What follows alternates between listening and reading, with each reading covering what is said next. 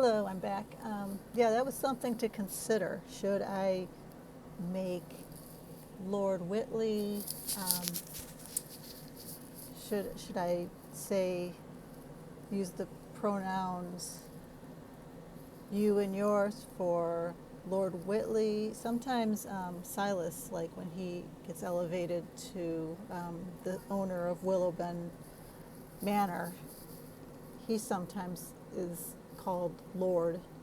He doesn't really care for it because he's not really Lord of much, just a manor. Um, I might. It's just something I decided long ago that the only thing that, um, the only people who were really going to be called, um, I was going to use the pronouns you and your for were like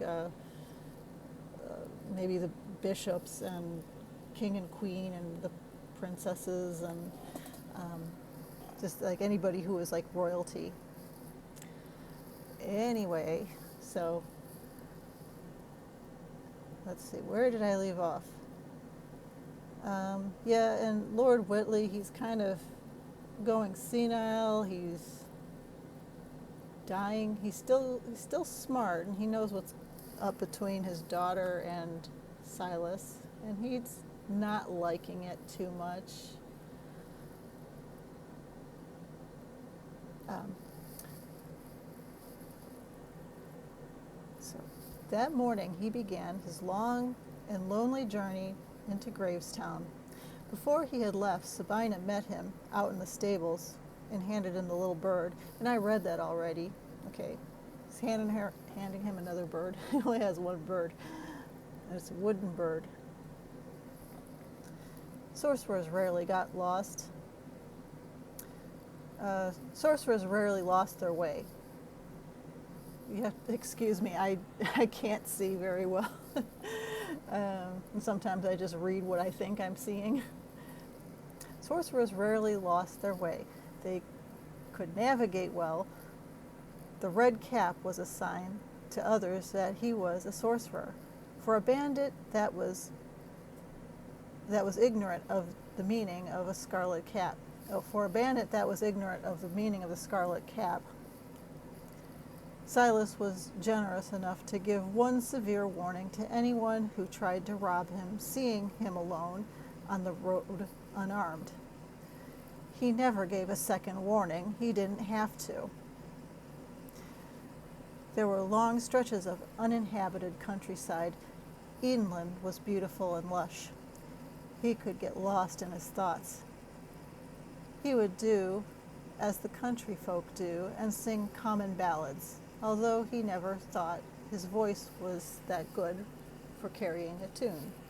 Yeah, Silas, I know what you mean. Most ballads were about losing a lady fair. A good ballad to sing was about the great battle to the north,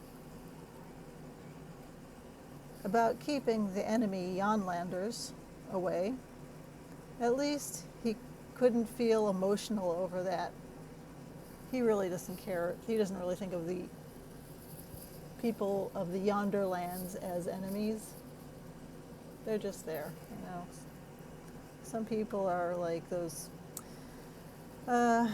conservatives, you know, and if you're not from Edenland, then, you know, you're one of those foreigners. He made several stops to let his horse rest and graze by the river. He meant to read more of the boring Edenland law books, but a moment to think of her and pleasure himself. It was nice to imagine she'd do the same for him in his absence. Did I mention this is kind of raunchy sometimes? Yeah.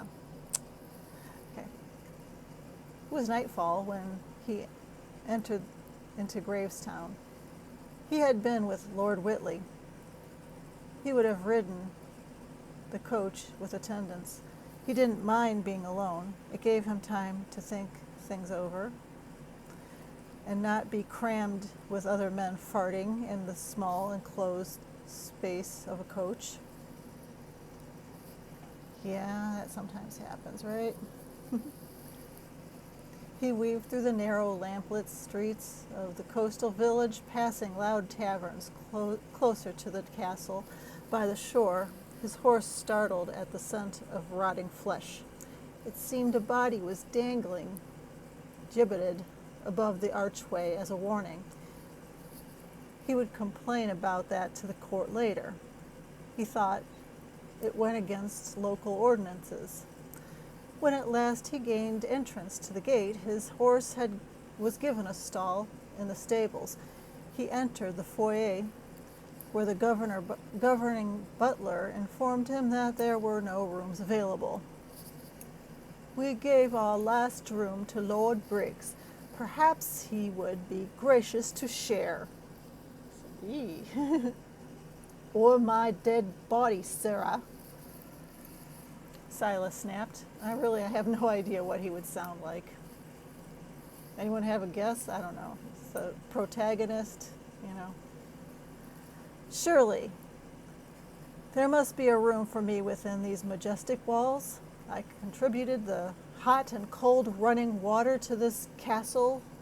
Yeah, by the way, he invents things, so he's got an engineering type mind, so he engineered hot and cold running water in the castle, so he's just explaining that. So don't you think he deserves a room? So let's see. Yeah, let's see. In this castle, whether it never existed before,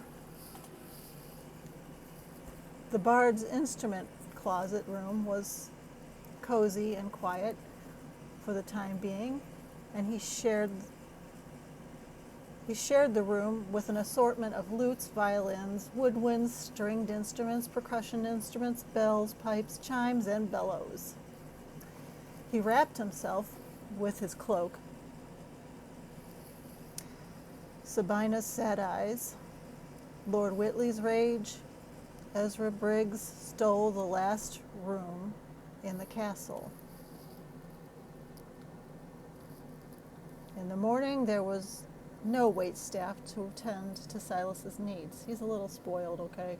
He kind of expects that. He had to stand outside to piss against the common wall with the guards and the groundsmen while trying to avoid soiling his boots before he returned through the castle scullery entryway. "Pray tell, sir, wherefore art thou hither?" questioned a very young serving wench. "We can't very well serve thee if in thou art whither we are." "I'd like to wash, prithee, for I have no bedchambers." I can see I'm missing a few commas, but I can't really do any corrections on this document. "The gent wishes to have hisself a wash," she repeated. He handed her a stag, which is a coin. She smiled. I see to it that thou art tidied up before breakfast. The castle hath hot, cold, and sea water running in pipes, my lord.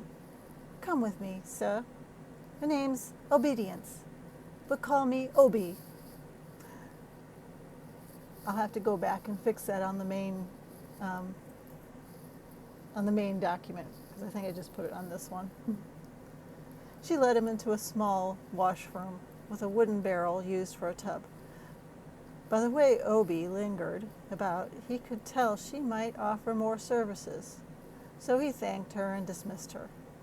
Silas entered the castle's grand dining hall for breakfast with a multitude of other guests who had arrived.